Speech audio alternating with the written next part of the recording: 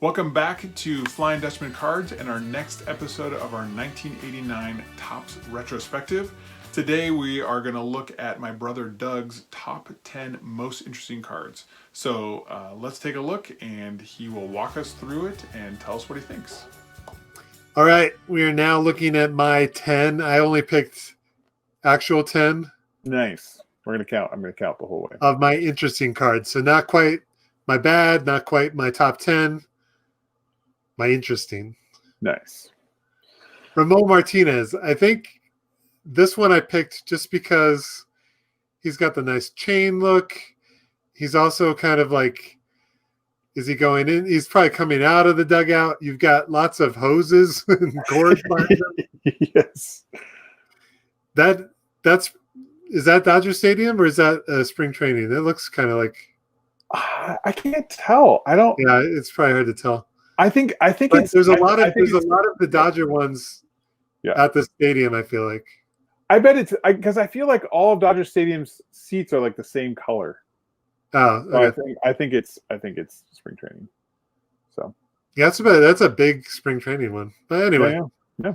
So just an interesting one. You know, not the most famous of the Martinez brothers, but when he at this time he was like huge, right? I mean, before Pedro, it was like when Pedro came up, it was like, what, Pedro, whatever, like Ramon's awesome, and then it was like, oh, never mind. So that's all we got for that one. Very nice.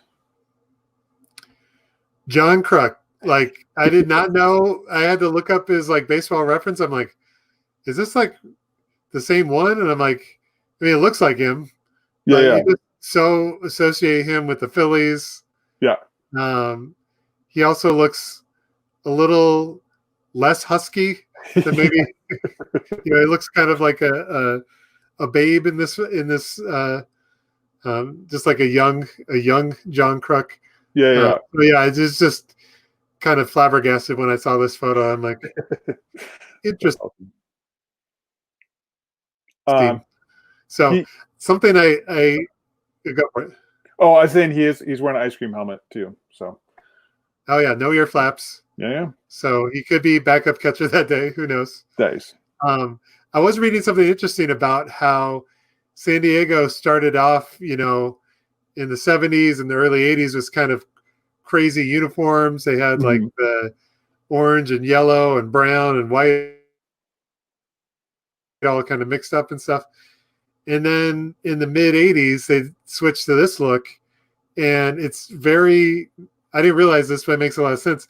It's very much fashioned after San Francisco's logo. It's the same placement. It's the same almost color scheme.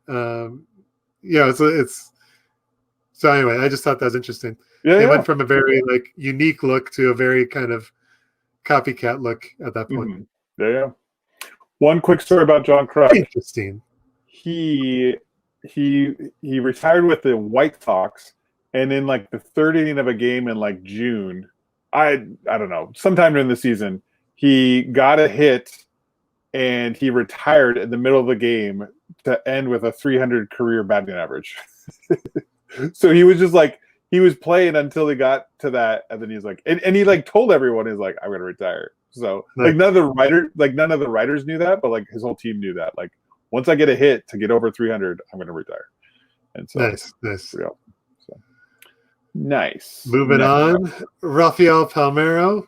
This is just another one of those interesting because it's like you don't associate him with the Cubs, right? I'm sure you know how long he played for the Cubs.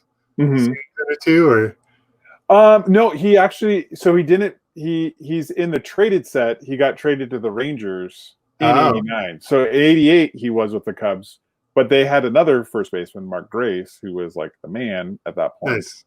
And so, this is pre-steroids. Yes, and then telling Congress that he didn't do steroids. Right. And then literally finding out that he actually did do steroids. Right. Like literally like 10 days later. Yeah. Ooh, bad luck. And then he's got the nice stash. So just an interesting card. Rafael Palmeiro as a Cub. it looks like the logo's raised though, right? Yeah, I think that was a thing. Yeah, I yeah. think that was a thing like in the 80s. It's like, and I think it's embroidered. Yeah, it's like a sticker, kind of like embroidered sticker kind of thing. Yeah. So if you want more information on that, definitely look at Uniwatch. Nice. Yes. uni-watch.com, because I'm sure he's probably covered it at some point. Yes. Yeah, yeah. Next up. Oh, this is a great one. Yeah. Steve Lyons. I think as a kid you just knew of him because he like unbuttoned his pants at first base. Yes. Yep. And so as a kid you're like, he's on every single blooper reel, and you're like, why did he do that? Like, and then you're like, oh yeah, I'm on first base. Yeah, yeah. But I also, this is interesting. He's bunting, which is interesting. He's also kind of doing a like Ichiro bunt where he's like, like a leaving drag the bunt. box as he's bunting. Right. You got nice stripes on the stirrups. Yep. But also no other insignia is present. So right. it'd be interesting to know if like Topps photographers, is it a Topps photographer? Is it some contract worker? Are they trying to take pictures for to be used by Wheaties or Steve Lyons isn't getting a Wheaties box, but those, because around this time too, everybody had baseball cards. What were those ones? You get them in the cookies. Oh, Mother's Cookies. Yeah, Mother's Cookies, and they had the rounded corners. Right. Yeah. Mm-hmm. And they were kind of glossier. So it'd be interesting. Like, is he taking this picture purposely so that you don't need to do any photoshopping of the logo away? Right. If he's going to sell us to another card company that doesn't have the MLB license. So yeah, that's interesting. Moving on. Perfect. Oh, nice. This one's just awesome. Larry Page, like a stud, and then he's like, they're like, could you pose for a picture? He's like, yeah. Here's my gun. Like, he's just like one-handed. Like, it's like, is he posing for this, or is this like his warm-up routine? Right. So yeah, that's the main reason why I picked this one. Is interesting. It's like he's not going to bother bringing up the other hand. He's like one-handed. Right. Yeah. Well, then too, I guess if you're going through your pictures of Larry Parrish, you're like, two-handed one. I'm going to go with the one-handed one. It's like that was going to be awesome. It's interesting too. Like I wonder where this is. Definitely not spring training, I would think. The background. So it's like, is this another one in Detroit? Yeah, it could be. Because they're wearing the away uniforms. Right. Yeah, So, I mean, that's what I was thinking. You can't really tell much, but it'd be interesting to see. We can find pictures. It's like nowadays you wouldn't see that much. I don't think you would see that much of the upper deck. No, like they're designing them better, so it's like you're not this This is all sky. This is all luxury suites at this point. Yeah, exactly. So that was my interesting Larry Parrish. Nice. This one's just. I mean, this one speaks for itself. Yeah. Greg, is it Gross or Gross? I think I'm going to go Gross. I mean, there's Kevin Gross. So yeah, that's true. It's just like it's pronounced Gross. Gross. But yeah, he doesn't have like the rec specs on. He's got like legit like aviators. Yes. It's hard to tell if they look translucent, so they've got to be actual glasses, right? Just the wireframes. I think I had these I might have had these exact same frames at that point in history. That's awesome. But yeah, he just looks like a stud. Yeah. If I haven't mentioned it already, this Phillies, the Philly P, this like word mark is like my favorite, one of my favorites. So. Nice. That's why I picked this one. Is interesting. You also get a nice shot of the patch on the side. I feel like I might have a sticker of that patch. It might be like their secondary logo, kind of with the Independence Hall on there. And then you also got some undershirt, shirt poking out and stuff like too. So and it looks like he's wearing a batting glove. Yeah, down here.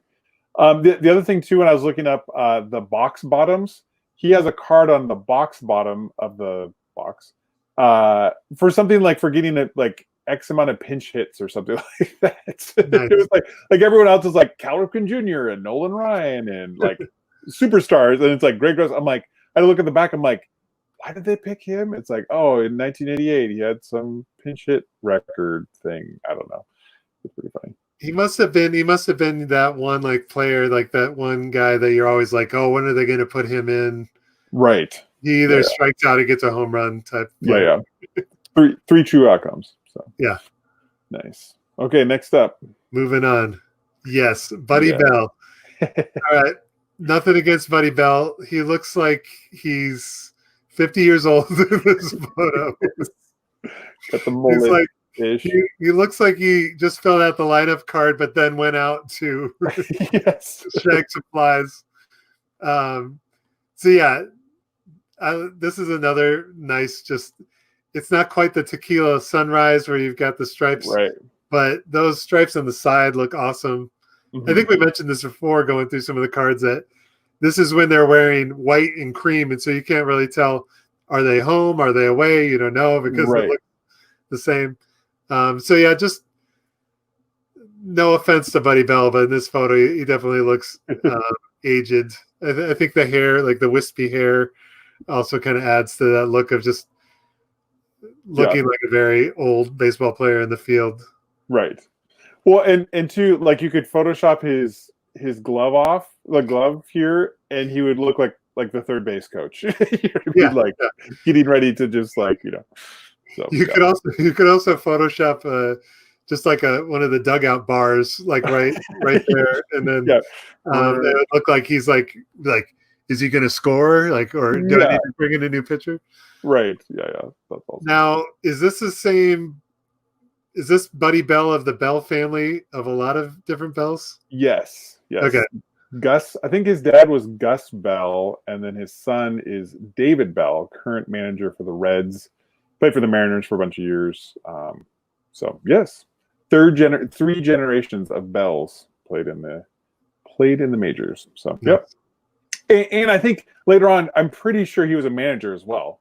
So I feel like I remember him as a manager, not right. I mean, he's got to be playing third base. Yeah, that would be my guess. Can't be a shortstop. No. The Astros were like, I don't know. I guess, Buddy, you want to play shortstop? Yeah. It's like, well, you're going for it. So that's very nice. Very interesting. Yeah, very interesting. Oh, next one. Cool. I do have a disdain for the leaders cards, but this one and the Bo Jackson one are the ones that are kind of passable. Yes. Some of the other ones that have the cool, like the Tony Gwynn one where he's sliding in. Yeah. But this one, it's the Bash Brothers. That was a big thing when we were kids. I feel like we probably did that when we played baseball, getting the elbows up. It's also come back now because of COVID. Yes. Touching elbows. But you also get Mark McGwire here as it's just amazing. Like, look at his ratio of like where his neck ends and his shoulder ends. Like, that's not going to be there in a few years. Like, it's either way bigger. Neck is out to here. And also too, like, does this not look like a Canseco like bicep? Yeah, that's probably. I don't think anybody else on the team. Maybe Cardi Langsford. Yeah. Yeah. So very nice. And it's funny, it's Walt Weiss because I mean he was great at the time, but also it's like he was the light hitting shortstop. Yeah, it's interesting that they're like, oh, we got him doing the Bash Brother thing, but it's not one of the Bash Brothers. Right. Yeah. So it's like that's what everybody did that time. So now do you think that's La Russa within that? Oh, back here? No, the other side. Oh, here? I was thinking it was here because he normally would wear sunglasses. Oh yeah, that's probably so. You get everybody. You get Jose Canseco, Mark McGwire, Tony La Russa in the most convolvulated way possible. So, right. Yeah. Interesting. Very nice. Randy Johnson. I mean, Randy Johnson was like one of our heroes growing up. Right. for the Mariners. I just watched a oh man, I sent them to you. What are they called? The SB Nation, Dorktown. Dorktown. I'm like, Dork Squad? What are they called? Dorktown does a 6-part series on the Mariners, which is amazing. You need to go check that out if you're interested in baseball at all. But just the like when Randy Johnson came in during the playoffs against the Yankees. Right. Yeah. Yep. Okay. Game 5, 1995, Game 5. I'm like, I don't want to mess Yeah. with my baseball knowledge. Yes. And I don't think at that point that wasn't like a popular thing to do. No. Yeah. That was kind of like and he pitched the day before. So it was like he's coming off, he pitched like however many pitches the night before and then pitched again. So, yeah. It was nuts. So this is just interesting because I feel like there's all these cards with him as the Expos, but I don't think I've ever seen like a clip of him actually pitching for the Expos. Oh, that's true. He's not even that good at this point. No. I keep the Dorktown. Yeah, Dorktown. Mm-hmm. The Dorktown video talked about how early in his career he got some advice from Nolan Ryan, and then after that fact, his ERA dropped from like 5 to like 3 for a career ERA or something crazy. Mm-hmm. So again, interesting.